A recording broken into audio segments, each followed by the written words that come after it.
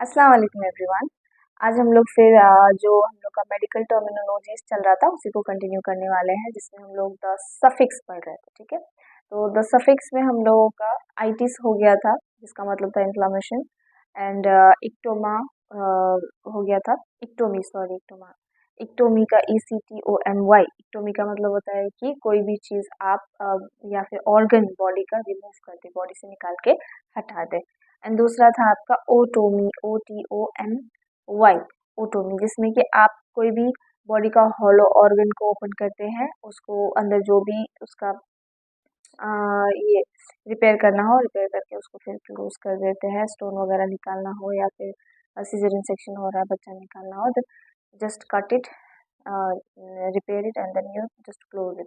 ठीक है, तो दैट इज ओटोमी। और ओस्टोमी जो था, इट इज़ अ प्रोसीजर कि जिसमें आप ये ओपन करते हैं हॉलो ऑर्गन को और उसको ओपन ही छोड़ देते हैं। ठीक है, नाउ अब नेक्स्ट जो है वो है ओमा, OMA, ओमा, that is also a suffix.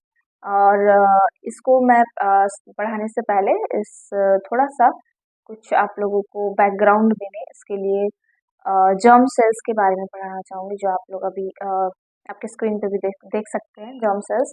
तो जर्म सेल्स जो है वो लेयर्स है, primary layers of life.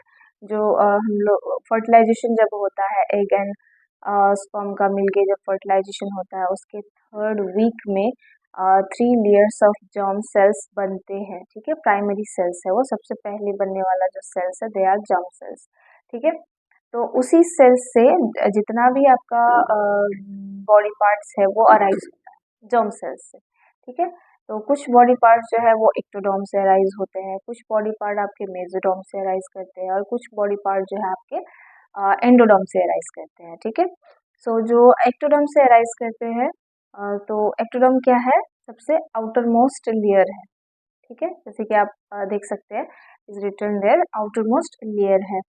And जो आपका मेसोडर्म है वो मिडल लेयर है, एंड एंडोडर्म जो है वो आपका है इनर मोस्ट लेयर, सबसे अंदर वाला जो लेयर है, that is your endoderm layer.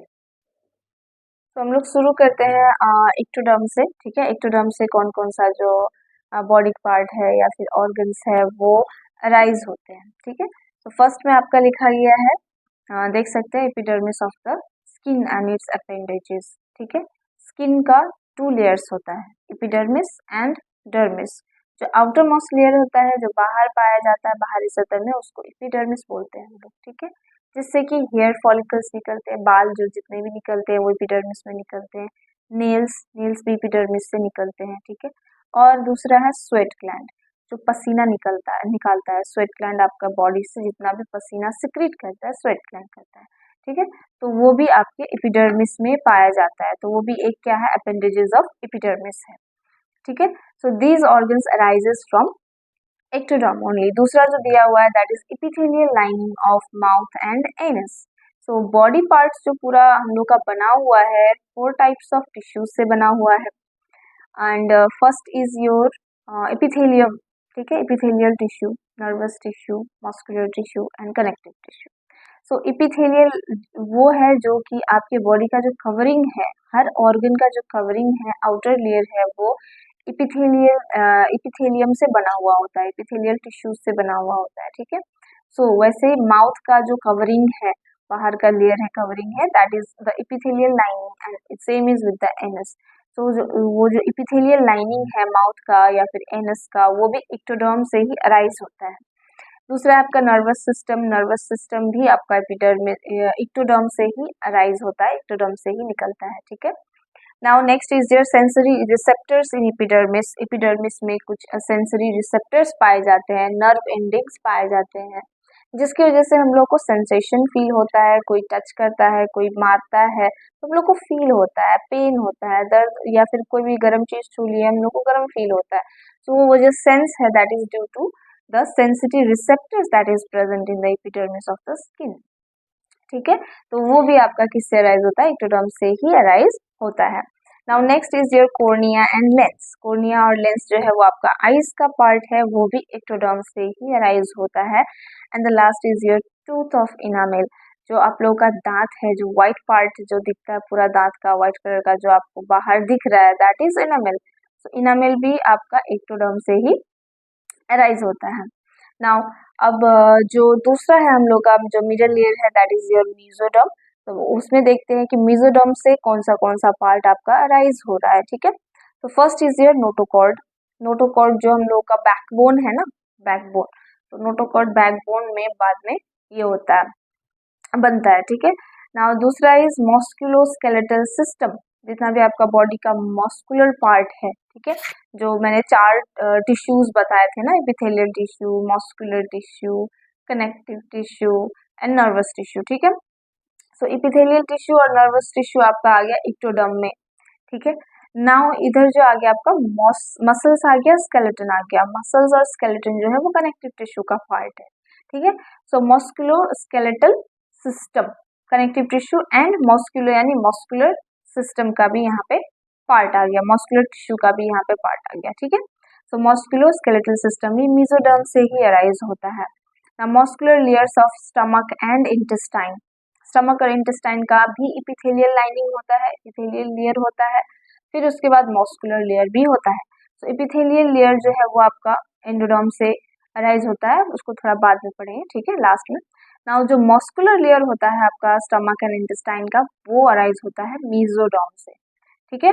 Now excretory system, हम लोग की बॉडी में जो एक्सक्रीटरी सिस्टम है जो कि वेस्ट प्रोडक्ट्स को बाहर निकालते हैं, फॉर एग्जाम्पल यूरिनरी सिस्टम। तो यूरिनरी सिस्टम में हम लोग का ब्लैडर आ जाता है, यूरेटर आ जाता है, यूरेथ्रा आ जाता है।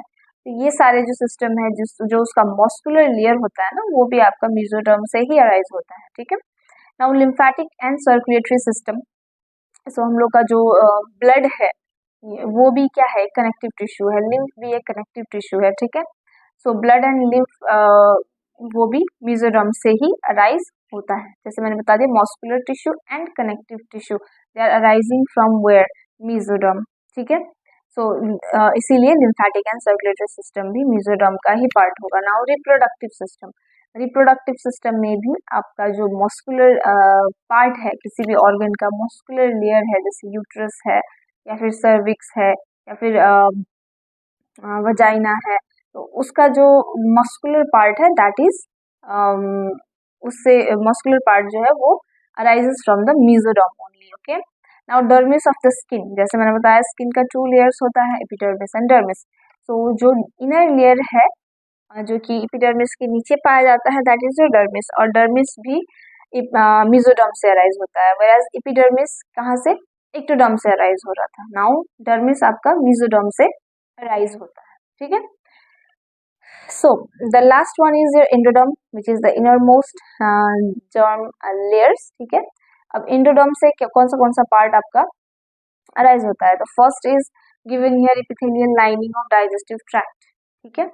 जैसे कि हम लोग का डाइजेस्टिव ट्रैक्ट में, जैसे मैंने अभी थोड़ा देर पहले बोला कि जो स्टमक है आपका, इंटेस्टाइन है, उसका जो मस्कुलर लेयर है, मांस वाला जो लेयर है, वो मेसोडर्म से अराइज होता है। लेकिन उसका जो एपिथेलियल लाइनिंग है जो कवर करता है, एक एपिथेलियल लाइन बना हुआ है, कवरिंग बनाता है, that is that arises from where, endoderm. Now ठीक है, epithelial lining of respiratory system, जो आपका रेस्पिरेटरी सिस्टम है, सांस लेने का जो सिस्टम है, ट्रैकिया आता है, उसमें लंग्स आ जाता है, आपका ब्रोंकाई आ जाता है, ठीक है।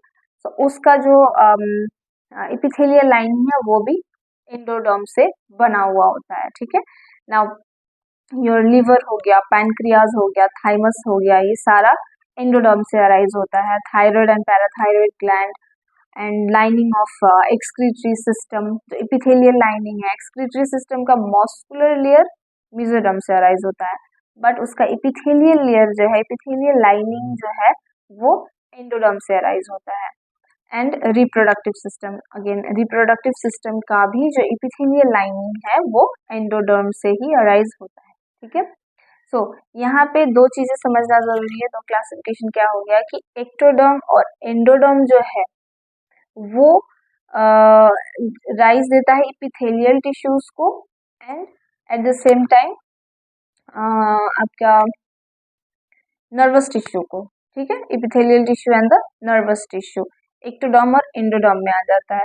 और मीजोडर्म का पार्ट होता है आपका connective tissue and muscular tissue. Most of the connective tissue and muscular tissue arises from mesoderm, ठीक है। सो ये मैंने आप लोगों को क्यों पढ़ाया ये आपको थोड़ा देर में पता चल जाएगा। सो जो मेन टॉपिक है हम लोगों का दैट इज ओमा, द सफिक्स ओमा। तो ओमा का क्या मतलब है, ठीक है। ओमा का मतलब होता है ट्यूमर, ठीक है। ओमा means tumour.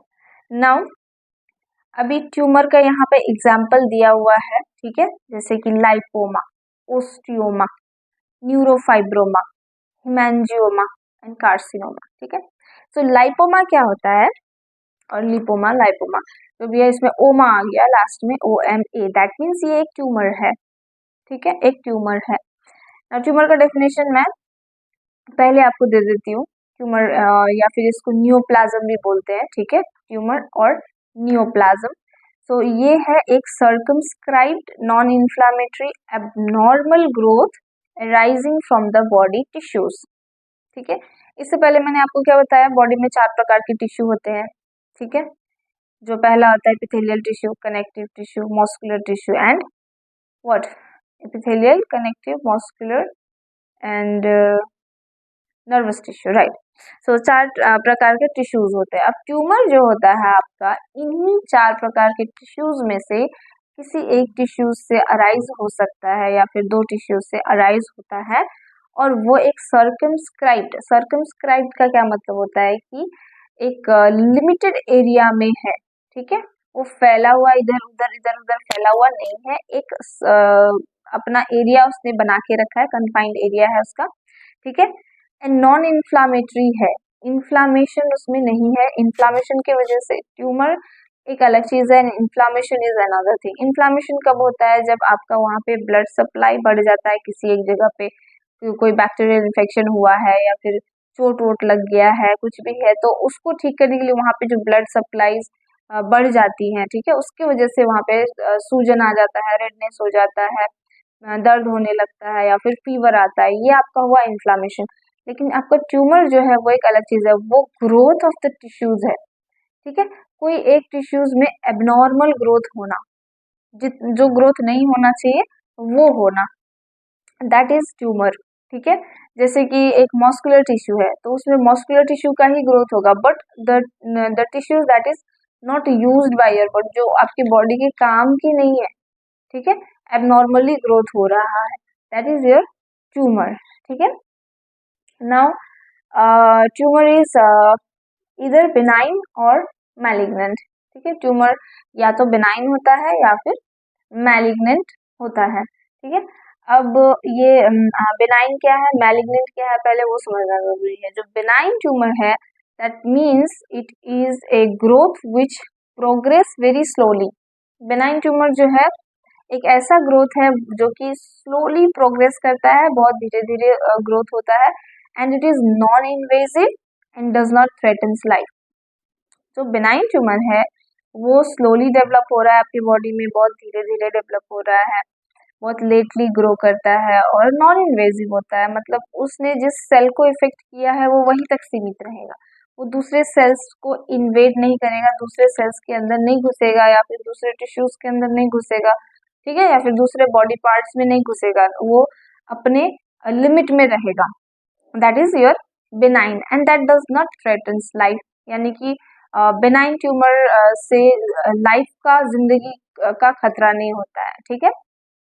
Now malignant tumour उसका ठीक अपोजिट है, वो रैपिडली प्रोग्रेस करता है, वो इन्वेजिव भी होता है, एक जगह पे तो है ही लोकलाइज्ड, वो धीरे धीरे क्या करता है, अब दूसरे टिश्यूज को या फिर दूसरे ऑर्गन्स को भी हार्म करने लगता है, इन्वेड करने लगता है वहां पे भी। So that is your malignant tumour. और इसमें जान का खतरा ऑब्वियसली होता है, इसमें इंसान मरने का चांस बहुत ही ज्यादा रहता है, ठीक है। नाउ यहाँ पे ट्यूमर में आप एक बार देख लीजिए जो एग्जाम्पल्स मैंने दिया हुआ है, ठीक है। सो लाइपोमा जो है वो भी एक ट्यूमर है, ठीक है, बेनाइन ट्यूमर है, it is not a malignant tumour, वो एक बेनाइन ट्यूमर है। और लाइपोमा जो है यूजुअली एक फैट का कलेक्शन है, फैट का ग्रोथ है, ठीक है, जो कि आपके स्किन और मसल्स के बीच में होता है, स्किन और मसल्स के बीच में एक सबक्यूटेनियस लेयर होता है, जो फैटी लेयर होता है, ठीक है, वहां पे एक्स्ट्रा ग्रोथ होना, फैट का ग्रोथ होना, चर्बी ग्रोथ होना वहां पे, ठीक है, पर्टिकुलरली। सो उसी को हम लोग लाइपोमा बोलते हैं। जैसे वो हाथ में होगा, नेक में ज्यादा पाया जाता है, पैर में, थाइज में पाया जाता है, ठीक है, आर्म्स में पाया जाता है, ऐसे गांठ जैसा ऐसे निकला हुआ रहेगा, जो फिगर में भी आप लोग देख सकते हैं। नाउ दिस इज ये जो है आपका बाहर से दिख रहा है। अब इसको अगर आप निकालेंगे, इस लाइपोमा को अगर आप सर्जिकली रिमूव करके निकाल के देखते तो कुछ ऐसा दिखेगा, ठीक है, पूरा फैट है ना, ये तो पूरा चर्बी का ऐसा गोला जैसा लग रहा है। So that is your lipoma, ठीक है। और ये उतना लाइफ के लिए थ्रेटनिंग नहीं होता है, ठीक है, क्योंकि ये बेनाइन है, ये बहुत ही स्लोली प्रोग्रेस करता है। और अगर ये बहुत ज्यादा बढ़ नहीं रहा है, एक जगह पे आया हुआ है और वो वैसा ही है, साइज उसका बढ़ घट नहीं रहा है, ज्यादा आपको पेन नहीं हो रहा है, तो उससे कोई उतना खतरा नहीं होता है, ठीक है ना। दूसरा है आपका ओस्टियोमा। अब ओस्टियोमा क्या है कि ये जो है external growth of the bones है, जैसे कि जहां जहां पे हड्डी है ना, हड्डी के ऊपर नया हड्डी दूसरा, जैसे दूसरा टिश्यूज डेवलप होना, दैट इज ओस्टियोमा। क्योंकि ट्यूमर का मतलब ही है ना जो एबनॉर्मल ग्रोथ, ठीक है। जैसे कि ओस्टियोमा बोन जो है, बोन एक कनेक्टिव टिश्यू है ना, सो कनेक्टिव टिश्यू है ना, उसमें दूसरा बोन का ही स्ट्रक्चर एबनॉर्मली ग्रो हो रहा है। जैसे आप लोग इस पिक्चर में भी देख सकते हैं, जो हड्डी तो है ही, सर का हड्डी है ना, उसके ऊपर थोड़ा सा उठा हुआ है, वो भी क्या है, बोन टिश्यू ही है, लेकिन वो एबनॉर्मल है, वो नहीं होना चाहिए वहां पे, ठीक है। तो अगर इसका आप एक्सरे करेंगे तो कुछ ऐसा दिखेगा, जिसमें आप जो व्हाइट पोर्शन देख रहे हैं, पूरा व्हाइट कलर का जो ऊपर देख रहे हैं, दैट इज योर ओस्टियोमा, ठीक है। नाउ दूसरा है आपका एग्जाम्पल में neurofibroma. What is neurofibroma? Neurofibroma थोड़ा सा डेंजरस होता है, बेनाइन भी हो तो ये थोड़ा सा डेंजरस ही होता है, क्योंकि न्यूरोफाइब्रोमा जो है वो आपका नर्व सेल्स या फिर नर्वस टिश्यूज जो है वहां पे एबनॉर्मल ग्रोथ होने लगता है। सो नर्व्स का तो एक बहुत ही वाइटल रोल होता है कि आपका बॉडी में सेंसेस, जो रिसेप्टर्स है, उसको पहुंचाना, मैसेज पहुंचाना ना, बॉडी को कैसे रिएक्ट करना है, क्या करना है, कैसे हिलना है, किधर देखना है, वो सब जो सारा कंट्रोल है वो आपका नर्वस सिस्टम के हाथ में है। नर्वस सिस्टम में, नर्वस टिश्यूज में अगर कोई एक्सटर्नल ग्रोथ हो जाता है तो वो पूरे बॉडी के स्ट्रक्चर को डिस्टर्ब कर सकता है, ठीक है। जैसे अगर सीजर आ सकता है, जैसे चमकी बीमारी हो सकता है अगर न्यूरोफाइब्रोमा हो गया तो, और इसका कंडीशन जो है वो बहुत ही देखने में भी थोड़ा डरावना ही लगता है, ठीक है। तो इसका जो मैंने वो जो मेन फिगर होता है वो नहीं डाला है, आप ये वाला देख सकते हैं जिसमें कि तो पूरा गांठ गांठ पूरा बॉडी में दिख रहा है, वो नर्व से ही वो उठ के आता है, ठीक है, नर्वस टिश्यू से उठ के आता है। ये थोड़ा सा सब देख नहीं पाएंगे, इसलिए मैंने वो ओरिजिनल पिक्चर नहीं डाला है, बट ये पिक्चर डाला है कि आप समझ जाए, ठीक है। अगर आप देख सकते हैं तो उसको आप सर्च करके इसका पिक्चर देख सकते हैं। Now next is your haemangioma.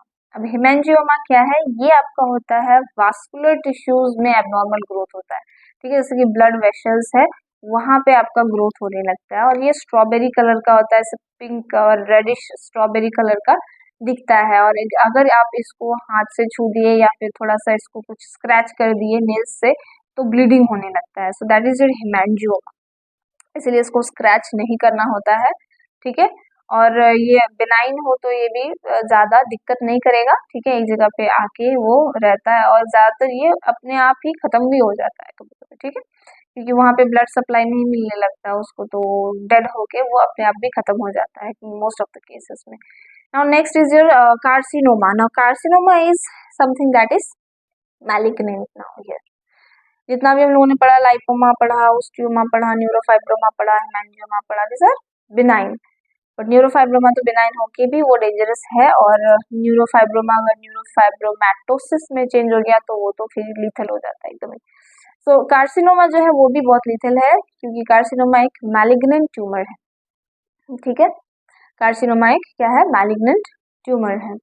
Now, एक होता है कार्सिनोमा और दूसरा होता है सार्कोमा, ठीक है, दोनों मैलिग्नेंट ट्यूमर ही है, दोनों कैंसर ही है, दोनों जल्दी फैलते हैं, इन्वेजिव यानी कि वो दूसरे टिश्यूज को, दूसरे ऑर्गन्स को भी हार्म कर सकते हैं और लाइफ थ्रेटनिंग होते हैं, जान के लिए भी खतरनाक होते हैं, सार्कोमा एंड कार्सिनोमा दोनों। बट डिफरेंस क्या है कि कार्सिनोमा जो है वो क्या होता है आपका ectodermal and endodermal in origin, यानी कि जो आपके टिश्यूज एक्टोडर्मल ओरिजिन एक्टोडर्मल होता है, एंडोडर्मल यानी कि एक्टोडर्म से अराइज हो रहा है या फिर एंडोडर्म से अराइज हो रहा है। कि मैंने पहले बताया था जो नर्वस टिश्यू है आपका और जो आपका एपिथेलियल टिश्यू है वो एक्टोडर्म एंड एंडोडर्म से अराइज होता है, राइट। लास्ट टाइम मैंने आपको बताया था।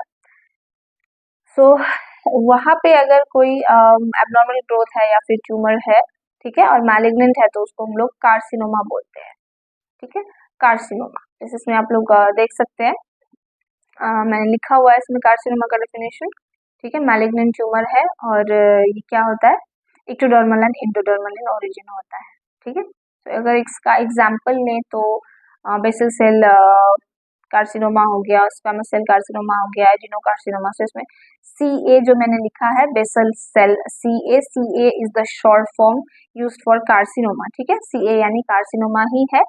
तो बेसल सेल कार्सिनोमा हो गया आपका, squamous cell carcinoma, adenocarcinoma the example of carcinoma, ठीक है। अब सार्कोमा जो होता है वो मीजोडर्मल इन ओरिजिन होता है, ठीक है। जो मीजोडर्मल जो टिश्यूज है आपके बॉडी के टिश्यूज जो कि मीजोडर्म से अराइज होते हैं, जैसे कि मैंने बताया मस्कुलर टिश्यूज हो गया और कनेक्टिव टिश्यूज हो गया, ये दो मेन टिश्यूज जो मीजोडर्म से अराइज होते हैं। अब अगर उन टिश्यूज में एबनॉर्मल ग्रोथ हो रहा है, ट्यूमर फॉर्म हो रहा है जो कि मैलिग्नेंट है, तो उसको हम लोग सार्कोमा बोलते हैं, ठीक है। उसको हम लोग क्या बोलेंगे, सार्कोमा बोलेंगे, ठीक है। नाउ नेक्स्ट एक वर्ड है जहाँ देख लीजिए, मेटास्टैसिस, ठीक है। मेटास्टैसिस ना, मेटास्टैसिस का क्या मतलब होता है कि जब ये कैंसर सेल्स जो है वो अब आपका स्प्रेड होने लगते हैं, ठीक है, through the vascular system, blood के थ्रू जो अब स्प्रेड हो रहे हैं, पूरा बॉडी पार्ट्स में फैल रहे हैं कैंसर सेल्स, तो उसको हम लोग बोलते हैं मेटास्टैसिस, जो कि बहुत ही खतरनाक स्टेज ऑफ कैंसर है। कि मेटास्टैसिस होने के बाद अब वो आपके ब्लड वास्कुलर सिस्टम में चला गया, ब्लड वास्कुलर सिस्टम में चला गया मतलब ब्लड तो आपका बॉडी का हर पार्ट्स में घूमता है ना, टॉप टू बॉटम, तो वहां पे वो हर जगह अब फैलने लगेगा वो कैंसर। और जो आपका मेजर ऑर्गन्स है जैसे हार्ट है, ब्रेन है, किडनीज है, ये सबको डैमेज करने लगता है, जो कि वाइटल बहुत ही वाइटल है ना, जिंदा रहने के लिए वो सब जरूरी है। तो इसीलिए वो बहुत ही डेंजरस स्टेज ऑफ कैंसर है जिसमें कि ठीक होना इम्पॉसिबल के बराबर होता है। मेटास्टैसिस के बाद किसी का ठीक होना इट्स इक्वल टू इम्पॉसिबल, ठीक है। सो इतना ही है आज के लिए। तो बाद में हम लोग नेक्स्ट क्लास में आपका यही मेडिकल टर्मिनोलॉजी से कंटिन्यू करेंगे। इसमें आपका मेडिकल टर्मिनोलॉजीज में ओमा से शुरू हुआ था, विच मेंट टू बी ट्यूमर, लेकिन ट्यूमर जब मैंने पढ़ा दिया तो उसमें आप लोगों को ट्यूमर रिलेटेड सारे वर्ड्स क्लियर होने चाहिए, जैसे कि ट्यूमर इटसेल्फ क्या है और बिनाइन ट्यूमर क्या होता है, मैलिग्नेंट ट्यूमर क्या होता है। Malignant tumour and cancer is the same thing, ठीक है। कैंसर को ही मैलिग्नेंट ट्यूमर को ही हम लोग कैंसर बोलते हैं यूजुअली, ठीक है। और कब आपको सावधान रहने की जरूरत है, कब डरना नहीं है ज्यादा। सो ट्यूमर, बेनाइन ट्यूमर जो है उसमें आपको थोड़ा सा उतना घबराना नहीं होता है, अननेसेसरी स्ट्रेस नहीं लेना होता है, ठीक है, क्योंकि वो आपको हार्म उतना नहीं करता है unless and until it turns into malignant, ठीक है। तो उसमें भी आपको चेक करते रहना होता है। अगर कोई ऐसा एबनॉर्मल ग्रोथ है जो कि आपके बॉडी में रैपिडली ग्रो करने लगा है, बहुत जल्दी जल्दी ग्रो कर रहा है, आपको दर्द वहाँ पे, पेन वहाँ पे महसूस हो रहा है और आपका डेली लाइफ में कुछ दुविधा आ रही है, उसकी वजह से प्रॉब्लम्स आ रही हैं, तो फिर आपको उसमें मेडिकल इंटरवेंशन की बहुत जरूरत पड़ती है, तो उसको भी चेक करना जरूरी रहता है, ठीक है। So neoplasm tumour, neoplasm same thing, ठीक है। सो ट्यूमर रिलेटेड जितने भी वर्ड्स है उसको मैंने आपको एक्सप्लेन कर दिया है इसमें शॉर्ट टू शॉर्ट। और नेक्स्ट क्लास में हम लोग अगेन कंटिन्यू करेंगे मेडिकल टर्मिनोलॉजीज। जो आपका सफिक्स वाला जो ये था वो खत्म हो गया है, एक्टोमी, ओटोमी, ओस्टोमी एंड ओमा, ठीक है, एनाइटिस। सो ये जो आपका सफिक्स वाला टर्म था ये खत्म हो गया है। नेक्स्ट क्लास में हम लोग अदर टर्म्स को डिस्कस करेंगे, मेडिकल टर्मिनोलॉजीज को। सो पहले की क्लासेस भी आप देखिए एंड कंटिन्यू कीजिए ये क्लासेस को। सो आज के लिए इतना ही करते हैं। Thank you so much. और ज़्यादा से ज़्यादा मेरे वीडियोस को आप लाइक करिए। भाई व्यूज़ बहुत आ रहे हैं, लाइक बहुत कम आ रहे हैं, तो अगर आप देख रहे हैं वीडियो तो लाइक करिए, मोटिवेशन के लिए बहुत ही ज़रूरी है। और अपकमिंग वीडियोस में आपके बहुत बहुत इम्पोर्टेंट वीडियोस भी आने वाले हैं। तो अस्सलाम वालेकुम।